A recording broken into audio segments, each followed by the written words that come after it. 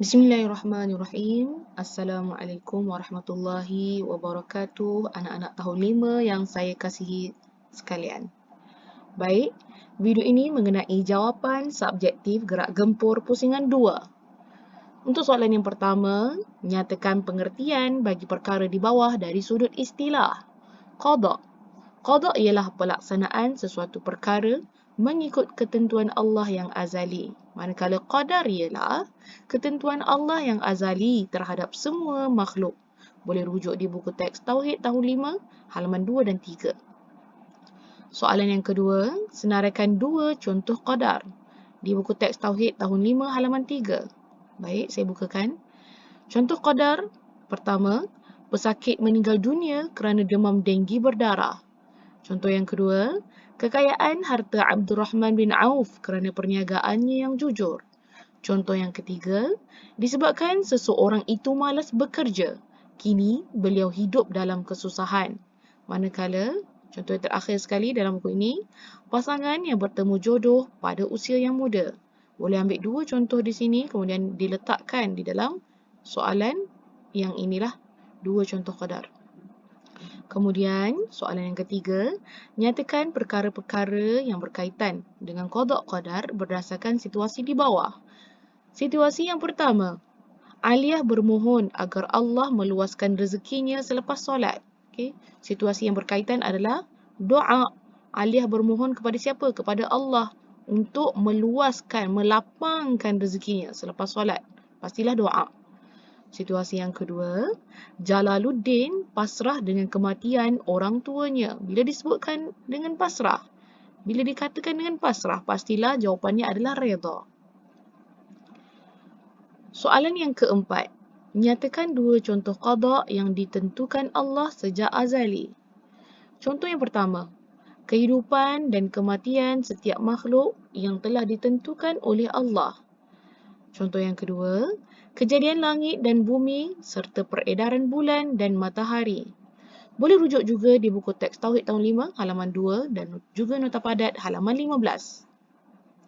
Baik, seterusnya di halaman yang kedua, padankan pernyataan di bawah. Bagi saya, pernyataan di bawah ni tiada masalah ya, kerana tidak mengandungi soalan aras tinggi. Hanya minta pengertian, lawan sifat wajib Allah, dalil, hukum beriman dan bukti kekuasaan Allah.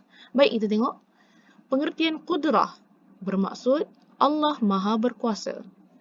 Lawan sifat qudrah, lawan sifat Allah Maha Berkuasa iaitu ajaz, iaitu lemah.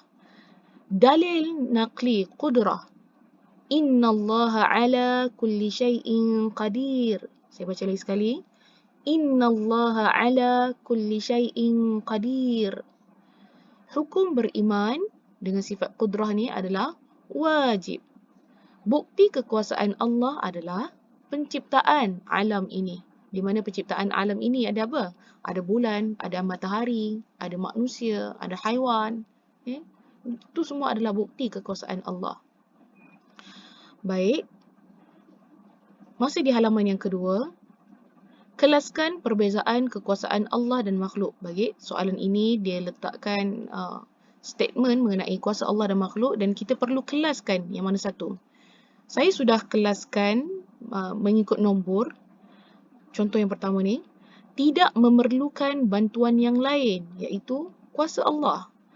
Meliputi hanya sebahagian makhluk. Pastilah kuasa makhluk. Kekuasaan yang mutlak, kekuasaan yang penuh. Okay? Tidak ada yang boleh kacau kuasa ni. Okay? Melainkan Allah sahaja. Okay? Pastilah kekuasaan Allah. Ada batasan kuasa makhluk. Tiada bandingan dan tandingan kuasa Allah. Tiada batasan kuasa Allah. Ada bandingan dan tandingan kuasa makhluk. Memerlukan bantuan yang lain, pastilah makhluk. Meliputi sekalian semua makhluk, kuasa Allah. Allah ni berkuasa kepada sekalian semua makhluk. Yang terakhir, kekuasaan yang dipinjamkan, pastilah kuasa makhluk. Kerana kuasa Allah ni tidak dipinjamkan. Baik, di halaman yang terakhir, halaman 3, gariskan jawapan yang betul. Pernyataan yang pertama, iradah Allah itu tiada batasan. Kedua, iradah bermaksud Allah Maha berkehendak. Ketiga, mustahil Allah bersifat dengan sifat karahah, iaitu terpaksa, kerana ajaz ni adalah lemah. Yang keempat, tidak beriman kepada Allah menjadikan hati sentiasa gelisah. Bukan iman semakin meningkat ya. Yang kelima, beriman dengan sifat iradah menyebabkan kita sabar menghadapi ujian. Bukanlah jawapannya mudah putus asa. Kemudian yang terakhir, jawab semua soalan berikut. Allah berkehendak menjadikan alam ini dan segala sesuatu di dalamnya tanpa campur tangan makhluk. Bila nampak statement macam ni, gariskan dulu Allah berkehendak ni. Allah berkehendak pastilah dikaitkan dengan sifat iradah. Tengok soalan yang pertama. Dia kata, nyatakan satu sifat Allah yang berkaitan dengan pernyataan di atas. Pernyataan ni mengenai Allah berkehendak. Bila Allah berkehendak, pastilah jawapan dia sifat iradah. Yang kedua, berikan erti sifat wajib bagi Allah pada jawapan kamu di atas. Dia berkait.